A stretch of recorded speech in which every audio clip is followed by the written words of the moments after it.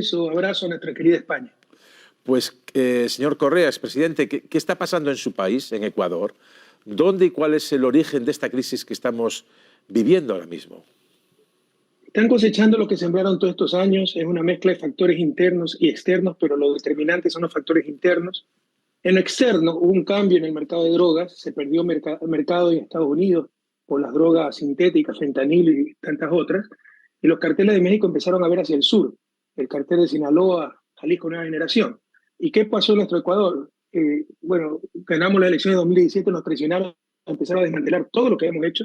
Ministerio Coordinado de Seguridad, que coordinaba con Colombia, porque la cocaína viene de Colombia, las armas que vienen de Perú, entonces teníamos las comisiones binacionales de frontera, el Ministerio de Justicia que se encargaba de las cárceles, lo eliminaron porque había estado obeso, hoy están en manos de las mafias, el Ministerio de Interior que se encargaba de la policía con tableros de control, con todo aquello, la policía volvió a ser república independiente, infiltrada por la corrupción y mendiga, no tiene ni para la gasolina de los patrulleros.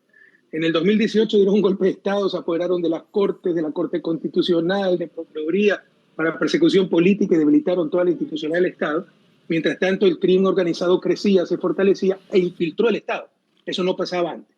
Yo no he visto una destrucción tan rápida de un país en época de paz, tan profunda, sin sanciones, sin guerra, porque yo dejé al país como el segundo más seguro de América Latina y hoy estamos entre los 5 más violentos del mundo. ¿Y por qué, señor Correa, si es así, como dice usted en su relato, las actuales autoridades o parte del relato del entorno del presidente Noboa dice que esto viene larvado, cosechado de sus épocas de mandato?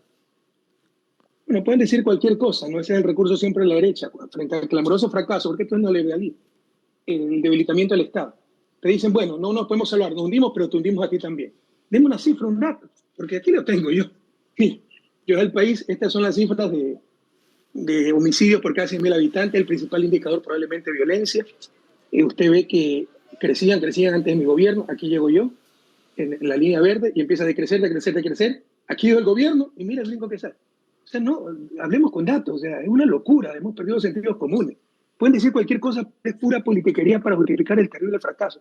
Que presenten alguna muestra, alguna prueba, pero además una locura, una locura. Nuestro pueblo está llorando lágrimas de sangre y esta gente solo piensa en hacer politiquería. ¿Es, señor Correa, desde su punto de vista, la mano dura contra la mafia, contra las mafias del narcotráfico, la mejor o única solución a esta crisis? Usted ha declarado que el presidente Noboa, del que le separa un abismo ideológicamente, tiene en esta crisis todo su apoyo para afrontar esta situación. Porque es emergencia. Por supuesto que declarar una guerra al Estado, por supuesto que el Estado tiene que defenderse con toda la fuerza pública legítima.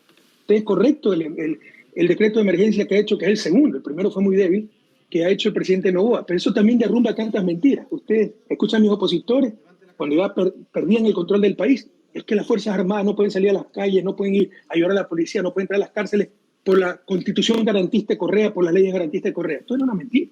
Siempre pudieron salir. Lo que pasa es que había el narcotráfico infiltrado al Estado y había patente en curso para que sigan manejando las cárceles, para que sigan exportando droga. En estos momentos somos el primer exportador de cocaína del mundo a Europa. Antes ni de lejos estábamos en esa lista. Entonces se les fue el país de las manos y buscaban pretextos para no enfrentar el problema. Gracias a Dios, Noboa en esto ha reaccionado bastante bien y tiene todo nuestro apoyo. Es necesario. Sí. Obviamente no es suficiente. Hay que hacer muchísimo más. Por ejemplo, los niveles de ingresos per cápita están en el año 2011. 12 años hemos perdido para el desarrollo. ¿Cree que sería necesario formar un gobierno de unidad nacional para salir de esta situación? Yo creo que sería más conveniente en esta crisis. Todos los sectores políticos le brindamos el apoyo. Es un gobierno muy novato, un presidente sin experiencia, yo creo sinceramente sin preparación adecuada, pero además el equipo de gobierno es muy malo, de muy bajo nivel. Entonces, si todos los sectores políticos han ofrecido su contingente, es bueno aprovecharlo y tener lo mejor de recursos humanos y políticos del país para sacar adelante a la patria en esta crisis tan grave, ¿no? A todos se nos viene a la mente lo que está pasando en Salvador. En El Salvador, Bukele llevó a cabo una política durísima de lucha contra algunos carteles, pero también se llevó por delante bastante de los derechos humanos. Sin embargo, esta crisis o esta crítica que se le puede llegar de haber arrasado con buena parte de los derechos humanos no le ha granjeado enemistad popular, sino más bien todo lo contrario. ¿Hay alguna similitud en lo que pueda pasar en su país, en Ecuador, con lo que está pasando en El Salvador? Mucha, con la diferencia de que la crisis del Salvador es una crisis histórica y de toda Centroamérica, las maras, las mafias estas, ¿no?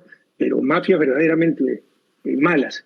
En Ecuador éramos extraños y lo dejaron crecer todos estos años, dejaron que se exacerbe el problema para vendernos su solución. Entonces no queda más que la mano dura, el decreto de emergencia, el apoyo de las fuerzas políticas, porque si empezó el incendio, usted no tiene que pensar cómo se organiza el cuerpo de bomberos, tiene que apagar el incendio y luego nos sentamos a conversar. Pero lamentablemente generan los problemas para vendernos sus soluciones, estilo Bukele, que solo es represión, solo porque, por ejemplo, a nivel económico, El Salvador no es nada.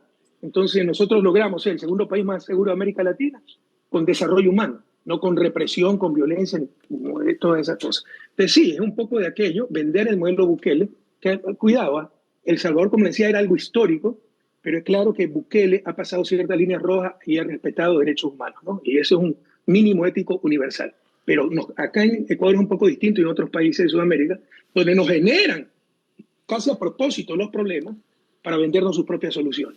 Una última cuestión, porque el sonido que nos llega no es el mejor para emitir en televisión, pero la importancia de la entrevista requiere mantener un instante más, lo más breve posible, con una última pregunta. Usted nos habla desde Bruselas. Su familia, su mujer y sus hijos están en Ecuador. Usted tiene un problema, evidentemente, con su país o con las autoridades de su país. ¿Cómo es ahora mismo su situación para ir, por ejemplo, a Ecuador? Usted que sufrió en su mandato un intento de golpe de Estado, por cierto,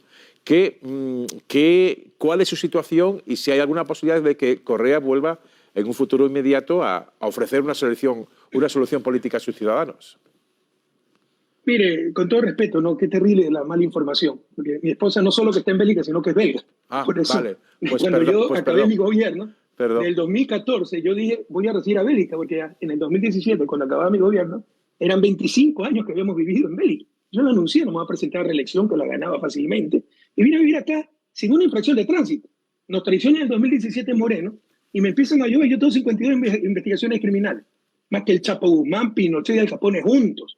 ¿No? ¿Por qué? Porque se tomaron la justicia, 70% de la Corte Nacional destituyeron y pusieron reemplazo a dedo para perseguirnos. Hay 6 reportes del, ¿cómo se llama? Relator de Naciones Unidas para Independencia Judicial. 6 sobre el caso en general de la toma de la justicia de Ecuador y sobre los casos de persecución contra vosotros. Bélgica me ha dado el asilo político, la capital de Europa, reconociendo que somos perseguidos políticos. Pero lamentablemente en Ecuador todo está tomado y solo tenemos que esperar a la justicia internacional, que la vamos a ganar. Lastimosamente demora demasiado. Pero es una persecución brutal, es la nueva estrategia.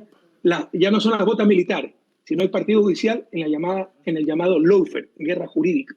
Lo mismo le hicieron a Lula, a Cristina Fernández de Kirchner, a Evo Morales, a todos los dirigentes progresistas. Bueno, aquí también en España se habla bastante de lawfare, pero eso es otro debate. Una última cuestión, señor Correa. ¿Esa decisión internacional de una Corte Penal Internacional o de la justicia internacional, tardaría mucho en ser efectiva y, sobre todo, la aceptarían las autoridades políticas o judiciales de su país? Gracias a Dios, de acuerdo con nuestra Constitución, son vinculantes los dictámenes y sentencias de organismos de derechos humanos a los cuales ha suscrito el país. Y básicamente son 2. El sistema interamericano, que sí demora muchísimo porque es comisión, luego pasa a corte, demora 20 años. Y el Comité de Derechos Humanos de Naciones Unidas, que es más rápido. Entonces, mi caso está en Naciones Unidas, pero así es la mala suerte, nos estaban despachando 120 casos anuales, ahora solo despachan 50 porque le renunció gente. ¿Te imaginas que por 4 o 5 personas que renuncian no hay justicia internacional? Habrá que seguir esperando, pero ojalá pronto salga ese dictamen y le insisto, de acuerdo con la Constitución del Ecuador, y ya hay jurisprudencia al respecto, es de obligatorio cumplimiento. Y ya solo una pregunta brevísima. Si usted puede volver a presentarse en su país, a viajar a su país, ¿se presentaría a las elecciones? Bueno, yo no puedo volver a ser candidato presidencial. Esa fue otra cosa que bloquearon con una consulta mañosa en 2018. Prohibieron la reelección, pero como todavía podía elegirme 2 veces más, lo hicieron retroactivo. Usted puede revisar la pregunta 2 de la consulta del 2018, inconstitucional, sin control constitucional, primera vez en la historia, porque todo es ilegal. Entonces, la hicieron válida desde el 2008. O sea, no puede haber posibilidad de reelección. Bueno, yo todavía podía tener una elección y una reelección adicional. No podía 2 veces reelegirse a alguien. No, pero esto es del 2008, de una década atrás. Y esas son las cosas que hemos visto. La ley rige para el futuro, pero aquí le hicieron regir para el pasado. Y es una de las tantas barbaridades con las cuales destruyeron la justicia, la institucionalidad del país, y hoy lloramos lágrimas de sangre porque están cosechando lo que sembraron. Pues de verdad que en lo personal al menos le deseo la mejor de las suertes. Muchísimas gracias. Y disculpas por ese gazapo informativo, que es solo culpa de mi torpeza. Mire, con todo cariño, me preocupa mucho, ¿no? Porque un poco la versión es que yo salí huyendo de mi país. Sí. Yo vine sin una infracción de tránsito, con 70% de apoyo popular, después de 10 años de gobierno. Nos traicionan y empiezan a perseguirnos, se toman las cortes con esta consulta popular y empiezan todo. Y yo cada día me levanto a ver qué nueva acusación tengo. Es algo terrible, terrible. Pues eso, le deseo lo mejor en lo personal, evidentemente, y le pido disculpas por ese gazapo, que es solo producto de mi torpeza en este asunto. Muchísimas... No, eso es producto de su nobleza, porque primera vez creo que escucho un periodista que se equivoca, reconoce su error y pide disculpas. Así que toda mi admiración y mi respeto, David. Pues, presidente, muchísimas gracias y muy buenas noches. A usted. Bueno, Jesús Núñez.